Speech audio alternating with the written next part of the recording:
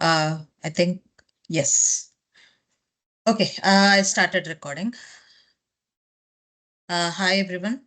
Happy Diwali. We are Return to Win. We are an organization which aims to support, especially women who are returning to work after a career break. We are a support group. We provide resources and mentoring for women who are Indian women trying to get it back into the workforce. And this is part of our Return to Win series workshops. Every couple of weeks, we talk about some topic which is relevant to this population. And we hope you join us in future events. So, okay. So just upcoming events, a few things. 2 weeks from now, we'll have an event talking about power of volunteering, how you can use volunteering to not just upskill, but get out of the shell, use it as an important way to actually improve yourself, not just like find a job, but just improve yourself, gain more confidence. And then on December 6th, we will talk about selecting a coding path. And we have a few more events, but we haven't yet decided on the dates. So about me, my name is Sandhya, and I'm currently a senior software developer at a small company called GovSpend. Even before that, I worked as a software developer in various roles at other companies. So the what makes me qualified for this workshop is I have personally used Bootcamp as a stepping stone. I was in a technical role earlier, but it was not software related. But I used a 6-month bootcamp to get into software. And even after that, I mentored and tutored more than 100 bootcamp students because the program itself has tutoring. And I also volunteered with some other bootcamps on mentoring. So I have seen a lot of students. Some of them have had good success in that they have found software jobs after that, and they are in established careers. You know, software is never stable, it's always changing. But quite a few of them have not capitalized on the bootcamp. So I've just made a lot of observations and what contributes to success in this path, in this journey. So first things first, you need to see what your career path looks like. Does it even involve software? And this is generally the rubric which I use. You know, what's my previous education? What's my previous experiences? What's my interests? Find suitable jobs so that we know whether a market is there to pay for those skills. Um, List out what skills the jobs are asking for and find resources to learn, find resources for interview preparation, find support. So these are topics we went into in much detail in some of our previous webinars. So I won't go too much into it. And I just want this particular webinar is a deep dive into one of such resources, which is a bootcamp. Anyway, even before we talk about boot camps, uh, you need to be sure that this is what is needed for your upskilling journey.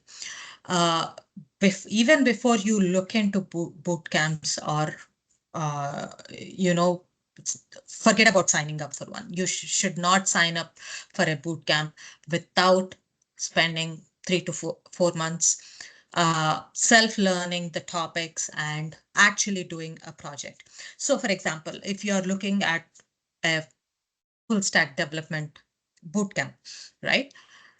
You need to actually build a project. It can be rudimentary, uh, but you need to be able to use just like HTML and a little bit of JavaScript and actually build a website before you sign up for either a front-end bootcamp or a full stack bootcamp. Or for example, you are looking at some sort of data analytics bootcamp. You should be already be able to do some programming, let's say in Python. Python is probably the most marketable thing right now, and you should be able to write non-trivial programs which do something substantial, maybe few hundreds of lines while using libraries. That's a very strange metric, but it's something fairly concrete metric.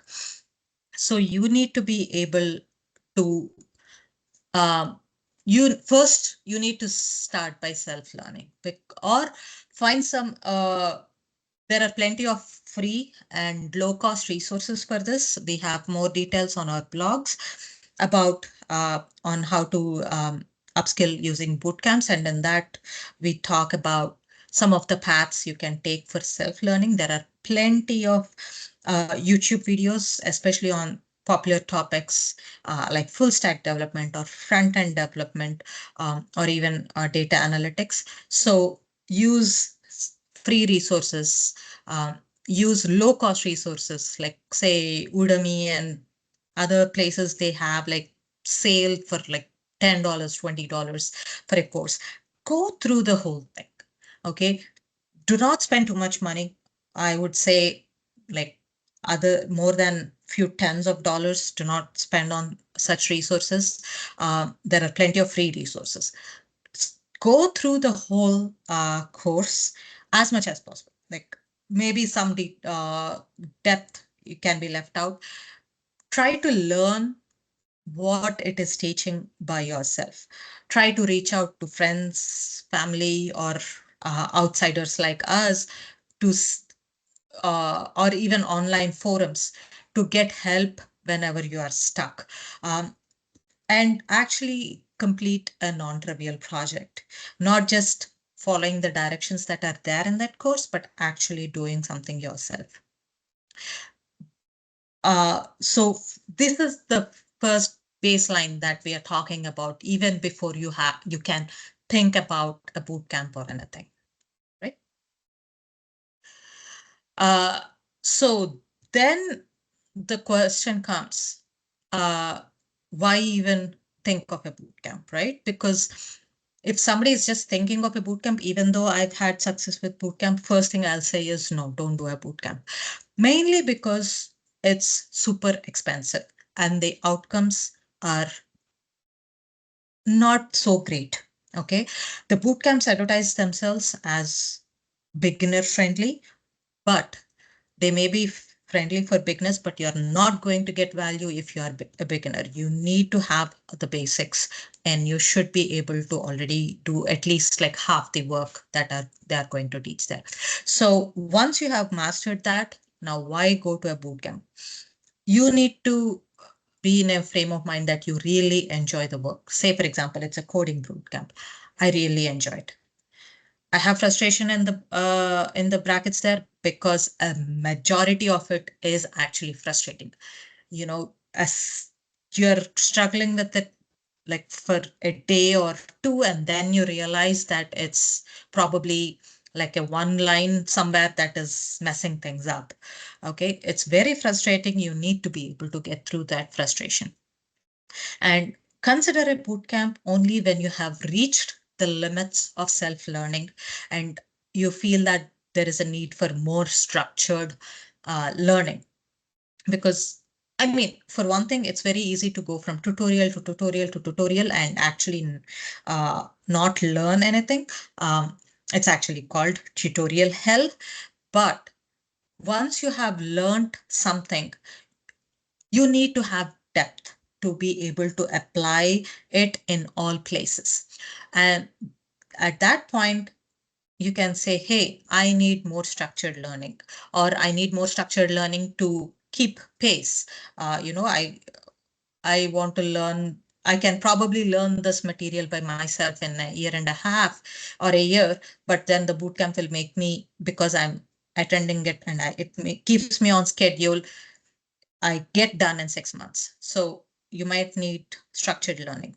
Need guidance. If you need guidance, it means that, okay, hey, I can kind of sort of use these things, but I really need to understand the depth, use this in different places and actually understand what's going on under the covers so that I can use it effectively, use it in different places. So at that point, you can think of a bootcamp. And the fees. The main drawback of bootcamps is the amount of money they charge. I've easily like $10,000, easily. Okay. But after that $10,000 and let's say 6 months, you have to spend another 6 to 12 months doing projects, going in depth and preparing for interviews and looking for a job, because the boot camps are trying to compress a whole lot of learning into a short period of time. That's why you need to pre-learn and then also post-learn. Okay. And there are no guarantees after a boot camp. One option is to use lower paying gigs as a stepping stone for just building up that experience. So boot camps or any other resources come with a lot of caveats. It's just that boot camps promise a lot and they also charge a lot. So you need to be aware of what you're getting into. All right. The main things to remember before uh, considering a boot camp. The certificate itself is not useful. In almost every city, almost every name brand university has its own boot camps.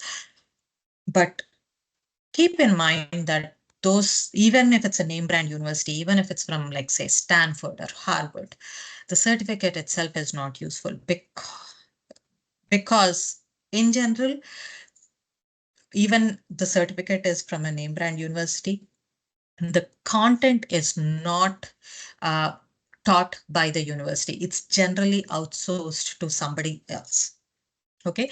There might be some quality controls, or like they need to actually enter a partnership, but still the quality is not from that university. So the certificate itself is not useful.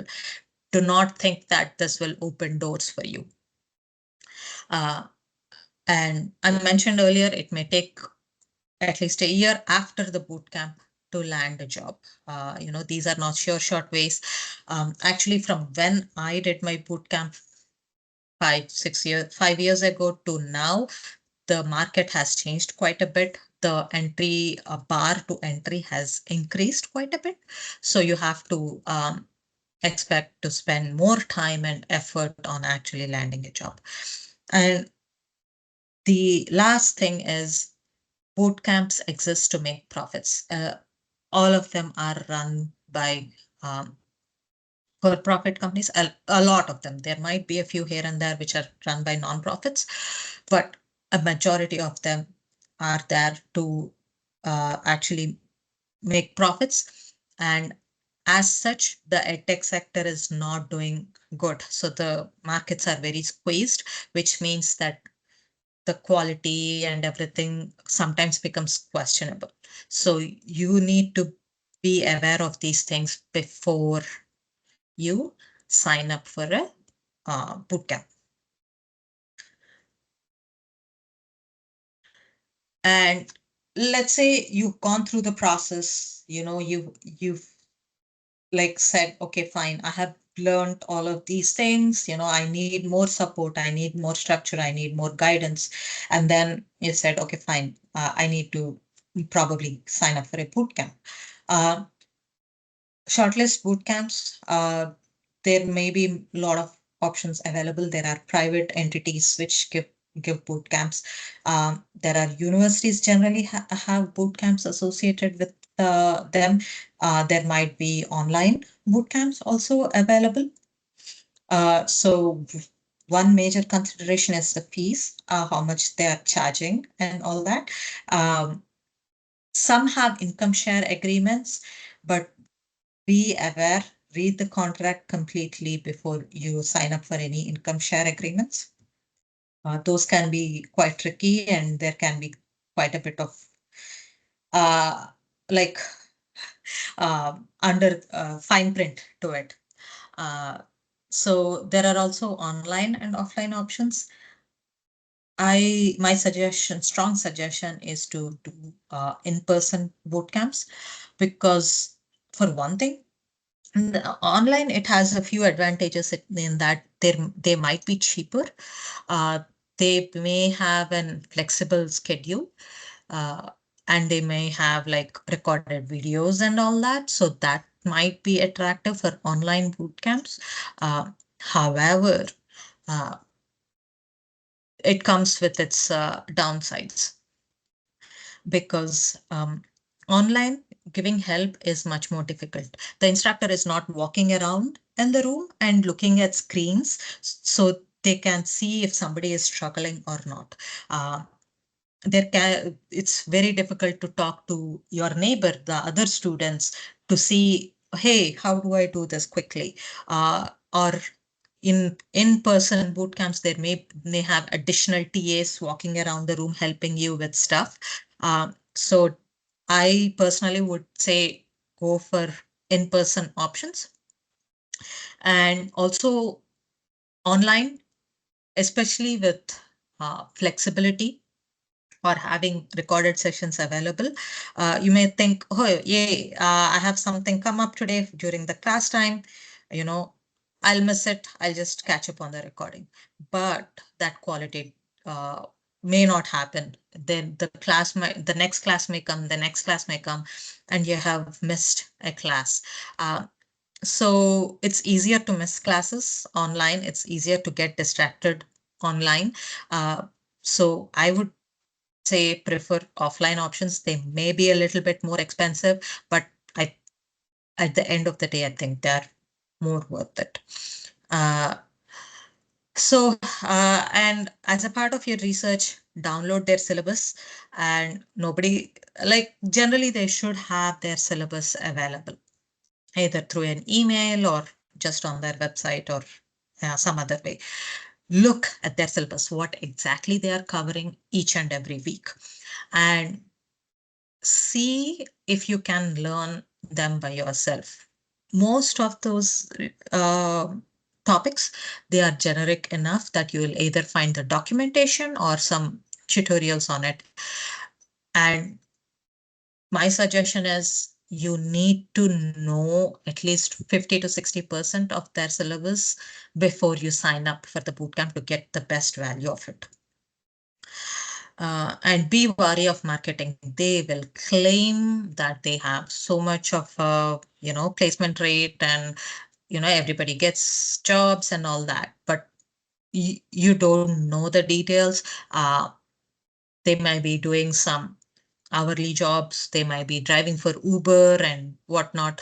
So they do all kinds of bend bend over backwards with their numbers to show that the outcomes are really great. So be really wary of marketing. Also be wary of when they say, hey, we are going to have placement support and all that, because it's it's very hard. They'll say that, but it's very hard to have actual placement support, because there are very, if any, companies that have it tie in to a boot camp in an official way. So be very wary of marketing. Actually, even before joining a boot camp, they will say, oh, we'll have an interview to join the boot camp, but the interview in most cases will be a sham. They're just asking some generic questions. It's not vetting you to be successful in the bootcamp. They just want the money and the numbers to say, hey, we got these many bootcamps. So be very wary of marketing. Um, affiliation of the bootcamp. I mentioned this briefly earlier. Just because the bootcamp is from a university doesn't mean that the university is giving it. It's mostly a private company that's doing it, and the instructors are not affiliated with the university, the TAs are not affiliated with the university. They're probably just using a room at the university, and that's about it. So yeah, be aware of the affiliation. Uh, Also do a thorough background check on the company that is offering, because there have been quite a few companies that have been exposed for fraud. Uh, so do a thorough check on the company that's offering. Also check on the availability of additional tutoring. Uh, at least the bootcamp I went to, it had an additional 1 hour of tutoring every week. So that is helpful to talk to somebody else about the assignments or the homeworks that you need to do, get some clarity and all that. So check on that. Check on resume if they have, job placement services. I wouldn't put too much weightage on it. They sometimes they do have resume reviews, but it's generally done by people who are not well versed in that subject area. So you're generally getting like a spell check and a grammar check and all that. So be wary of that. Uh, Mock interviews also, it may not, it's probably rudimentary. So check on that, but go into it with your eyes wide open. Okay, so you make a list of your boot camps and choose the one which satisfies your particular needs. And yeah, we have more details and info on our blog. Please visit returntowin.org and join us when you can. Thank you. Any questions? Thank you, Sandhya. I wish I knew all this when I took a boot camp that went nowhere a few years ago. So a couple of questions, right? So these are questions that I and my friends used to ask, and we didn't find the answer to until much later. So are there any red flags that we should be looking for when you're looking for a boot camp? Red flags. Definitely look for, um, before you actually sign up and pay for the bootcamp, ask for the credentials of the instructor. Because I mean, they claim that they have industry experts, but some of the times it can just be like previous bootcamp grads. Unless the instructor has some, I don't know, 3-4 years of experience at least in a software development role or in that particular role, I would say do not go for it. That's one thing. Ask for the TAs. TAs generally they'll be like recent grads. So your the quality might vary. And the other thing is try to get in touch with any previous grad from that bootcamp. And the other thing is you need to look at, say, just general reviews of that organization, whoever is giving you the bootcamp, and see if they are reliable or not. But my biggest thing is income share agreements. Income share agreements, generally, they'll say, hey, we will guarantee that you will get a job within, I don't know, 6 months, 1 year after you graduate. And you need to pay like, I don't know, 20% of your first year's salary to us or something of that sort. Um, Read all the fine print, and is it like a job related to the boot camp? Is it only for a job? Is it for any job? If I drive an Uber and make money, am I supposed to share money with them? Or if I go back to my previous work and I'm getting like 60K on it, am I still supposed to pay my income share agreement? So be aware of those things. And also, a lot of boot camps have also shut shop in the past year just because of the market conditions. So that's I know I used to mentor for Hackbright, and they shut shop one day suddenly, without, and basically the people who have already paid the fees lost the money. So that's, even though it was a reliable organization for like 10-ish years. So yeah. And are there, average fees that we should be looking at? You said the average bootcamp costs somewhere around 10,000. So should we be wary of bootcamps, or rather, if a bootcamp is charging $3,000, we know that it's probably covering the basics.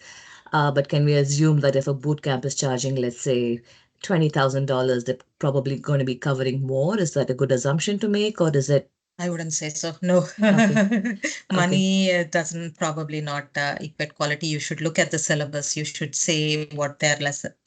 They w- they'll at least have a rough outline of, okay, hey, this is what we are going to cover week 1, week 2, week 3 at that granularity.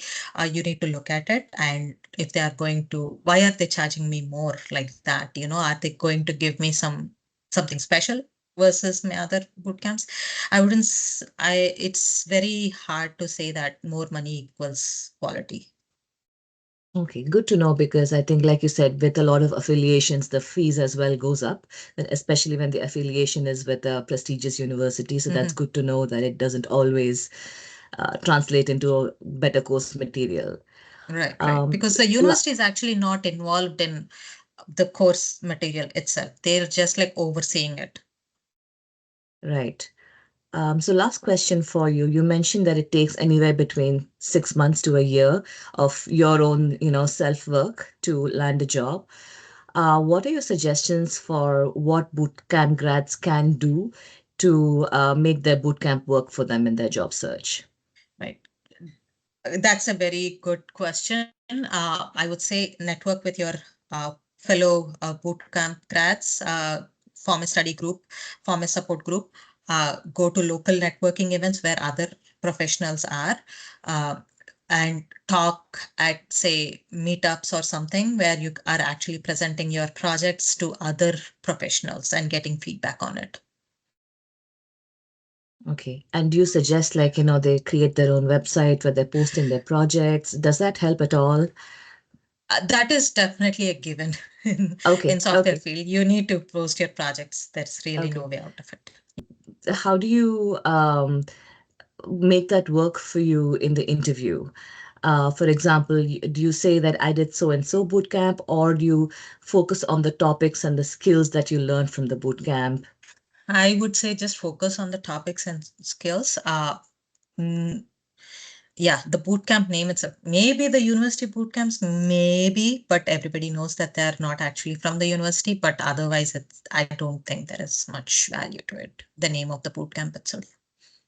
Wonderful. Thank you, Sandhya. It's more important to showcase what you know than the place you went to. Wonderful. Thank you, Sandhya. Thank you. Thank you for the questions. And yeah, hit us up at returntowin.org. Thank you.